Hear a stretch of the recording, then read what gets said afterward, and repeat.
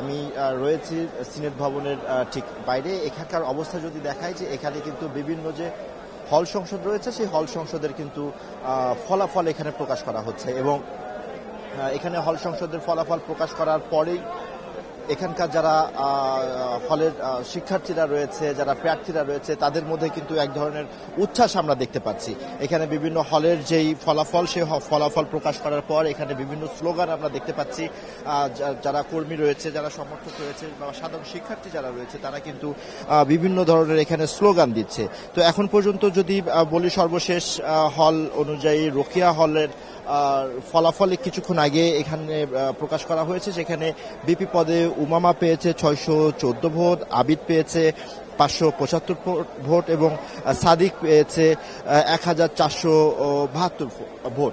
তো এরপরেই কিন্তু এখানকার যারা শিক্ষার্থী রয়েছে তারা কিন্তু এখানে আনন্দ উল্লাস করেছে, তারা এখানে মিছিল দিয়েছে, স্লোগান দিয়েছে এবং এখানে কিন্তু বিভিন্ন হল থেকে যে ফলাফলগুলো, সেই ফলাফলগুলো কিন্তু এই সিনেট ভবনের বাইরে থেকে এখান থেকে প্রকাশ করা হচ্ছে। তো বিকাল 5টার পরে যেই ভোট গণনা শুরু হয়েছে, সেই ভোট গণনা এখনো চলছে।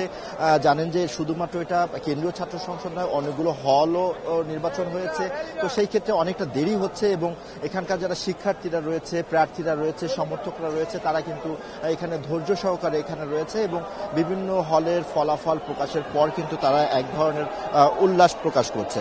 এখন পর্যন্ত বিভিন্ন হল থেকে যে ফলাফল আমরা পেয়েছি তার ভিত্তিতে আমরা অনানুষ্ঠানিকভাবে বলতে পারি যে ছাত্র শিবিরের যে প্যানেল রয়েছে তারা কিন্তু ভোটের দিকে অনেকটাই কিন্তু তারা এগিয়ে রয়েছে এবং সেক্ষেত্রে বলা যেতে পারে যে আর কিছুক্ষণ পরেই হয়তো বা আধা ঘন্টা 1 ঘন্টার মধ্যে হয়তো বা কেন্দ্রীয় ছাত্র সংসদ অর্থাৎ ডাকসুর যে ফলাফল, সে ফলাফল চূড়ান্তভাবে ঘোষণা করা হবে এবং তার মাধ্যমে আমরা জানতে পারবো বা আপনার মাধ্যমে আমাদের দর্শকদের জানাতে পারবো যে আনুষ্ঠানিকভাবে কে হতে যাচ্ছে ডাকসু নির্বাচনের আগামী দিনের ভিপি ও জিএস।